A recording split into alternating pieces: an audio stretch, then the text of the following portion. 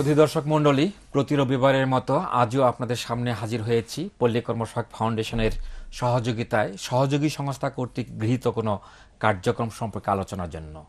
আজ আমরা ক্ষুদ্র উদ্যোগ কার্যক্রমের অন্তর্ভুক্ত একটি কর্মকাণ্ড সম্পর্কে আলোচনা করব, যা কর্মসংস্থান সৃষ্টির মাধ্যমে টেকসই দারিদ্র দূরীকরণে অবদান রাখছে। আলোচনায় আজ আমাদের সাথে উপস্থিত রয়েছেন পিকেএসএফের সহযোগী সংস্থা পিদিম ফাউন্ডেশনের নির্বাহী পরিচালক জনাব এডভিন বরুণ ব্যানার্জি, এবং আমাদের সাথে আরও রয়েছে ফাউন্ডেশনেরই সহযোগী সংস্থা প্রয়াস মানবিক উন্নয়ন সোসাইটির নির্বাহী পরিচালক জনাব হাসিব হোসেন। আপনাদের উভয়কেই স্বাগত। সুধী দর্শক মণ্ডলী, বাংলাদেশের অর্থনীতিতে হস্তশিল্প গুরুত্বপূর্ণ অবদান রাখছে। আঞ্চলিক ও পারিবারিক ঐতিহ্য ধরে রেখে বিশেষ জনগোষ্ঠী আজও বিভিন্ন ধরনের হস্তশিল্পের কাজ করে তাদের জীবিকা নির্বাহ করছে, যার মধ্যে শীতলপাটি এবং নকশি কাঁথা তৈরির কাজ অন্যতম। ঘরে বসে কখনো অবসরে, কখনো মূল কাজ হিসেবেই পরিবারের সদস্যরা মিলে শীতলপাটি ও নকশি কাঁথা তৈরি করত। কালক্রমে এই কাজটি পারিবারিক ঐতিহ্যে গণ্ড পেরিয়ে পরিণত হয়েছে এখন আয় বর্ধনমূলক কাজে, যা নিশ্চিত করছে কর্মসংস্থান। সুধী মণ্ডলী, এই শিল্পের উপর একটি প্রতিবেদন দেখার আমন্ত্রণ জানাচ্ছি।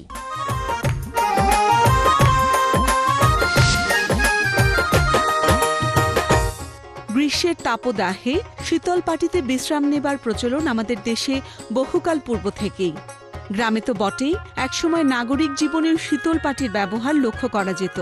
শীতলপাটি তৈরির প্রধান উপকরণ মর্তার মূল্য বৃদ্ধি পাওয়ায় শীতলপাটি তৈরিতে খরচ বেড়েছে। সে কারণে শীতলপাটির মূল্য বৃদ্ধি পেয়েছে এবং চাহিদাও কমে গেছে। শীতলপাটি আমাদের দেশের নির্দিষ্ট কিছু এলাকায় শত শত বছর যাবৎ তৈরি হয়ে আসছে। এমনই একটি এলাকা হল টাঙ্গাইল জেলার দেলদুয়ার থানার হিঙ্গানগর গ্রাম। এ গ্রামের অধিবাসীরা বংশ পরম্পরায় শীতলপাটি তৈরি করে আসছে। এ গ্রামের ক্ষেতগুলোতে মর্তা ছাড়া অন্য কোনো ফসল উৎপাদন করা হয় না। শ্রমের মূল্য বৃদ্ধি পাওয়ায় শীতলপাটি প্রস্তুতকারীরা অন্য পেশায় চলে যেতে থাকে আর হারাতে শুরু করে আমাদের দেশের শত বছরের পুরনো শীতলপাটির ঐতিহ্য। পিকেএসএফ তাদের সহযোগী সংস্থার মাধ্যমে হারিয়ে যেতে থাকা শীতলপাটি শিল্পে আর্থিক সহায়তায় এগিয়ে এসেছে। এখানে সবাই পাটির কাজ করে সংসার চালায়, এবং যখন টাকার প্রয়োজন হয় তখন আমাদের কাছে আসে, আমরাও দেই, ঋণ দেই, এবং তারা কিস্তি ঠিকমতো চালায় এবং জীবিকা নির্বাহ করে। শীতলপাটি শিল্পীরা পিকেএসএফ এর সহযোগী সংস্থার আর্থিক সহায়তা পেয়ে মর্তা ক্রয় করে আবারও শুরু করেছে শীতলপাটি তৈরি। এ গ্রাম আবারও হয়ে উঠেছে কর্মচঞ্চল। পুরুষরা মর্তা থেকে বেতি তৈরি করে আর পাটি বুননের কাজটি করে মহিলারা। আমি এই গায়েরই মেয়ে, এই গায়ে আমার বিয়ে হয়েছে। আমি ছোটবেলার থেকে এই কাজই করি। আমার বিয়ের পর আমার স্বামী চাকরি করে, তবু মনে করেন যে জাতি ব্যবসা এটা করতে হয়। এই করে মানে বাড়তি যে পয়সাটা পাই জিনিসপত্রের দাম অনুসারে ওইটা কাজে খাটাই। বাড়তি পয়সাটা ওইটা আমি ছেলে মেয়ের পড়ার জন্য ব্যয় করি আর কি। আর ছোটো এই এনজিও থেকে আমি কিছু পয়সা নিছি, নিয়ে বেতি কিনা ব্যবসা করে ওই কিস্তি বিস্তি দিয়ে আর কি বাচ্চা টাচ্চা নিয়ে মোটামুটি ভালোভাবে চলতে পারি আর কি। মহিলারা তাদের সাংসারিক কাজ শেষ করে পাটি বানানোর কাজ করে। শীতলপাটি তৈরি করে তারা তাদের জীবিকা নির্বাহ করছে। মনে করেন যে টাকা নিয়ে এনজিওর থেকে আইনা নিয়ে এগুলা কিনা লাগে, কিনে এগুলা ব্যবসা করতে, ব্যবসা করে মনে করেন যে মোটামুটি চলতে পারি। 8-9 বছর বয়সের থেকে আমি এই পাটির ব্যবসা করি। পাটির ব্যবসা করিয়া আমার একটা মেয়ে, তাকে লেখাপড়া শিখিয়া প্রাইমারি স্কুলে মাস্টারি করতেছে। এনজিওর থেকে টাকাই নেয়া বেতি কিনা আমার পরিবারে পাটি বানায়, আমি তৈরি করিয়া দেই। মহিলারা কোনো একটি বাড়িতে বসে শীতলপাটি বোনে। এ গ্রামের যেদিকেই চোখ যায় প্রায় প্রতিটি বাড়িতে এখন শীতলপাটি তৈরি হচ্ছে। সোসাইটি থেকে টাকা তুলে বেতি কিনছি, তারপরে সেই বেতি কাইটে পুরুষ ছেলেরা তুলানি বাঙ্গানি করে আমরা পাটি বানাই। পাটি বানিয়ে তারপরে যে হাটে বিক্রি করা হয়, সেটা দিয়ে আবার যে খাবার টাকা করা লাগে, আবার ঘর দিছি আবার এটা, তারপর আবার যে কিস্তি দেওয়া লাগে। এর থেকে একসময়ের থমকে যাওয়া শীতলপাটি শিল্প পিকেএসএফ এর সহযোগী সংস্থার কাছ থেকে আর্থিক সহায়তা পেয়ে পুনর্জন্ম লাভ করেছে। গ্রামের দরিদ্র শীতলপাটি শিল্পীরা আর্থিকভাবে স্বাবলম্বীও হয়ে উঠছে। নকশি কাঁথা আমাদের দেশের আরও একটি উল্লেখযোগ্য কুটির শিল্প। যশোর, রাজশাহী, চাঁপাইনবাবগঞ্জ, মানিকগঞ্জ নকশি কাঁথা শিল্পের জন্য প্রসিদ্ধ।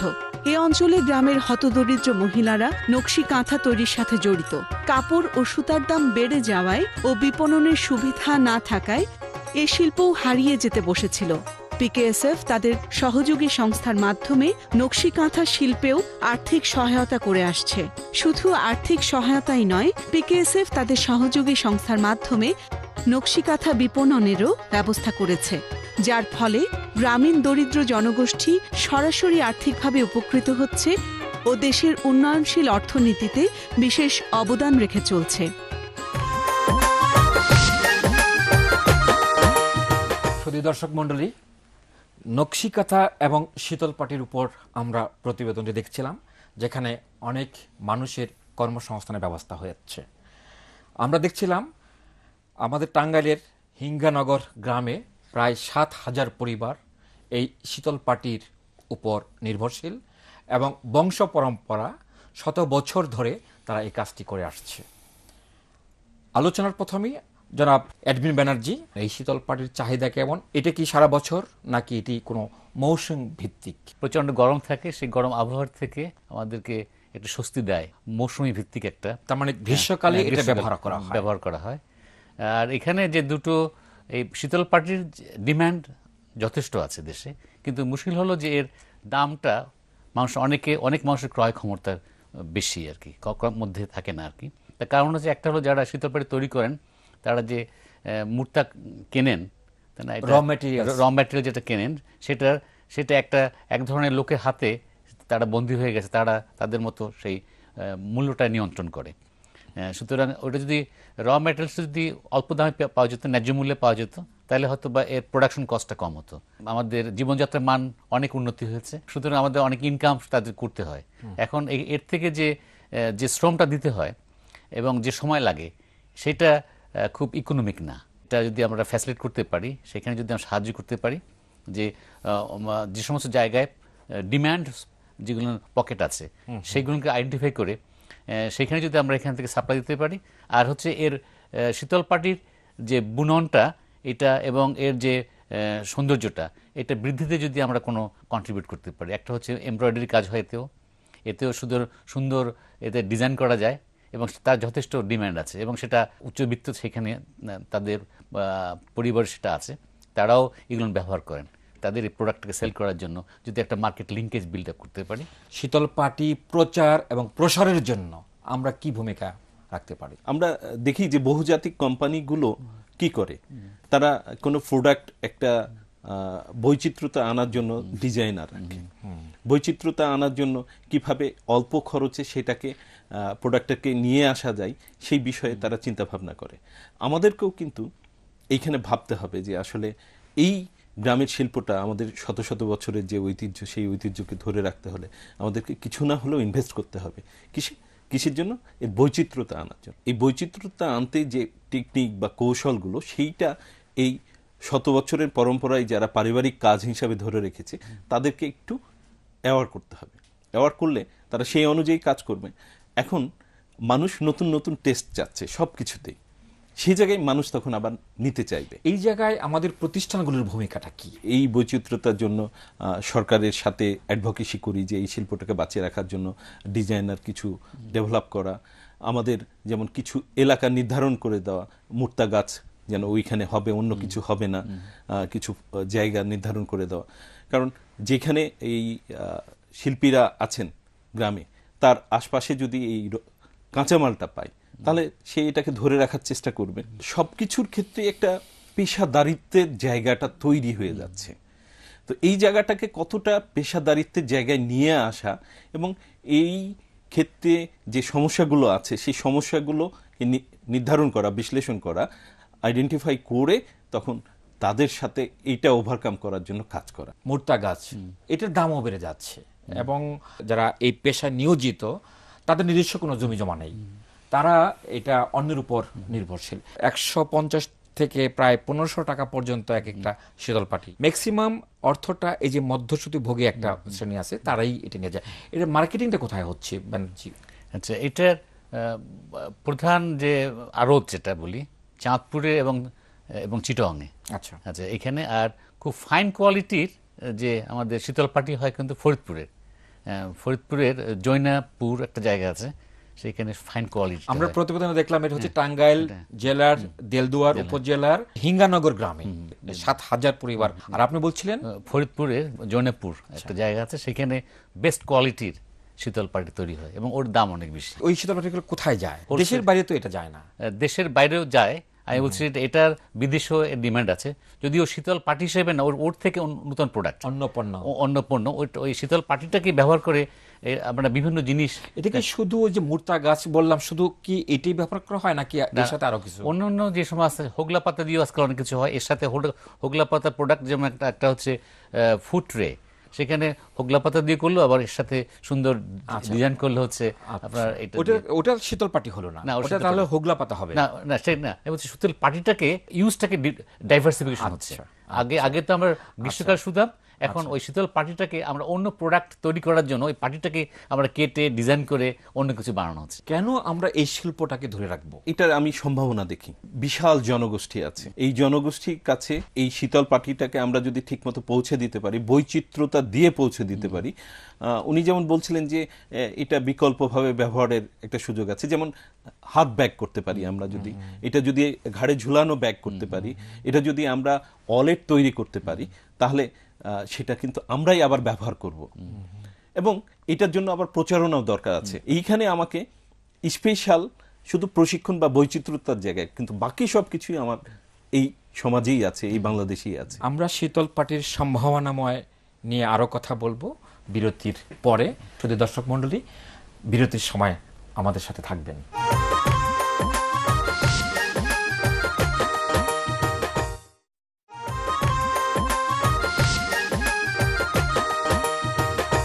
সুধীবৃন্দ, এতক্ষণ আমাদের সাথে থাকার জন্য ধন্যবাদ।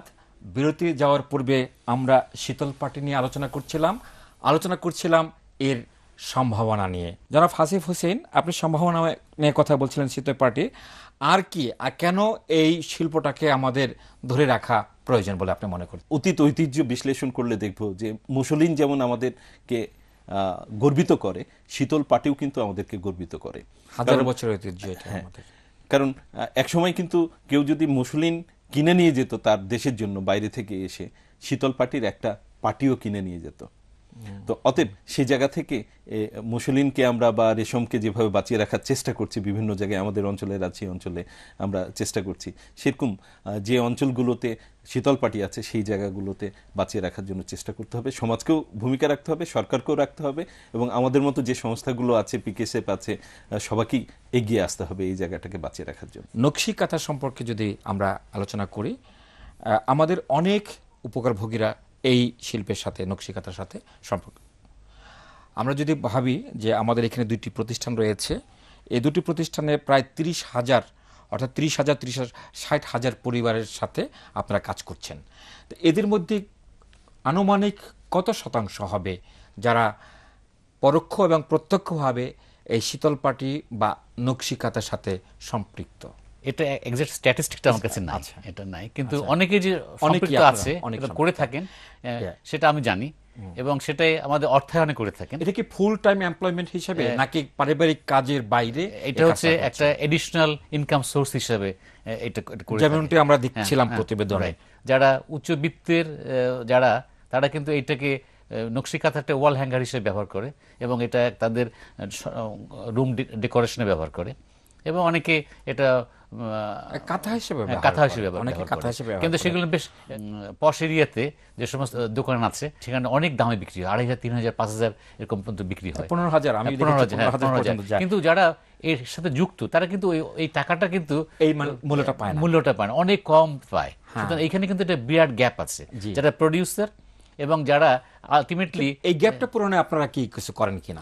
এই গ্যাপটা পূরণের জন্য দরকার হবে এই মার্কেটের সাথে এদের সরাসরি লিঙ্ক করে দেওয়া, মাঝখানে মধ্যস্বত্ব যারা আছে, ভুগিয়া যারা আছে, এদের হাত থেকে যদি এদের রক্ষা করা যায়। কিন্তু এই মাঝখানে যারা রয়েছে, যাদের কথা বলছেন, তারা কি কোনো ভ্যালু অ্যাড করে কিনা? হ্যাঁ, ভ্যালু তো অ্যাড করে। তা ভ্যালু অ্যাড যদি করে তাহলে তাদেরকে তো আপনি বাদ দিয়ে না, কাজটা সেটা করতে পারবেন না। সেটা হচ্ছে তারা অতিরিক্ত মুনাফা যে লাভ করে।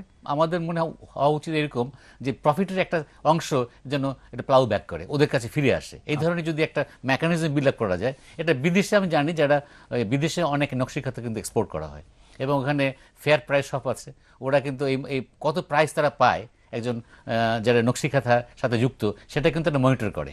এই জায়গায় আমি একটা জিনিস বলতে চাই, এই জায়গায় ক্যাথাটা এবং সুতা এই জিনিসগুলো কিন্তু বাইরের একজন দিয়ে যাচ্ছে। আচ্ছা, উনি বললেন যে মাঝে মধ্যস্বত্ব ভোগী আছে, তারাই কিন্তু মধ্যস্বত্ব ভোগী, ওই যারা ওটা দিয়ে যাচ্ছে যারা কাজ করছে তারা শুধু মজুরি পাচ্ছে। আমাদের কাজ হলো সেই জায়গায় যে তাকে কিছু পুঁজি দেওয়া, অর্থাৎ নিজেদের সক্রিয়তায় একটি কর্মকাণ্ড হাতে নিতে পারে। এবং হ্যাঁ, সেটার পাশাপাশি আমাকে শুধু পুঁজি দিলে হবে না, সে প্রোডাক্টটা যখন করছে তাহলে এটা তখন সেল করতে হবে। কারণ মধ্যস্বত্বের ভোগীর কাছে যেমন কারিগরও তার লিঙ্ক আপ আছে, মধ্যস্বত্ব ভোগীর কাছে জানাও আছে যে ওই জায়গায় গেলে সে মার্কেটটা পাবে। অতএব আমার যে একেবারে তৃণমূল পর্যায়ের যে কারিগরটা আছে বা যারা কাজ করছে এই ক্ষেত্রে শিল্পী হিসাবে, তাকে মার্কেট চেনটা ধরায় দেওয়া। এই নকশিকাথা ময়মনসিংহ, রাজশাহী, চাঁপাইনবাবগঞ্জ, ফরিদপুর এবং যশোরের মধ্যে সীমাবদ্ধ। এখন কালক্রমে এটা সারা বাংলাদেশেই মানে কিছু না কিছু হচ্ছে আর কি। তো আপনাদের চাঁপাইনবাবগঞ্জের অবস্থাটা যদি আমি জানতে চাই, সেটা হচ্ছে এটা কি এই শিল্পের প্রসার ঘটছে নাকি আসলে আস্তে আস্তে সংকুচিত হচ্ছে? চাঁপাইনবাবগঞ্জের 100টা যদি বাড়ি হয় তাহলে 90টা বাড়ির মহিলারা কিন্তু এটা সেলাই করতে জানে। সে নিজের ব্যবহারের জন্য করে, কেউ অধিকাংশ ক্ষেত্রে নিজের ব্যবহারের জন্য করছে, আর কিছু ক্ষেত্রে সে নিজের ব্যবহারের পাশাপাশি কিছু ইনকামের জন্য করছে। প্রতিবেদনে দেখলাম যে তারা গোল হয়ে বসে এই কাজটি করছে এবং আমার বিশ্বাস এই কাজটি করতে গেলে চোখের উপর খুব চাপ পড়ে। তো এই বিষয়টা কি আপনারা লক্ষ্য করেন কিনা যে এরা তো আপনাদের উপকারভোগী, কারণ এদেরকে নিয়ে আপনারা কাজ করছেন, এদেরকে সামনে রেখে আপনাদের সৃষ্টি হয়েছে। ইসলামিয়া চক্ষু হাসপাতাল, ওদের নিয়ে আমাদের জয়েন্ট প্রোগ্রাম আছে। আমাদের উপজেলাতেই আমাদের সাথে অলরেডি একটা কন্ট্রাক্ট সাইন হয়েছে। ওরা গিয়ে ওই ক্যাম্প করে, ক্যাম্প করে যে রিফ্র্যাক্টিভ এরর এবং তাদের ছানি পড়লে পরে সেটা ওরা অপারেশনে দেয় এবং কনসেশনাল রেটে।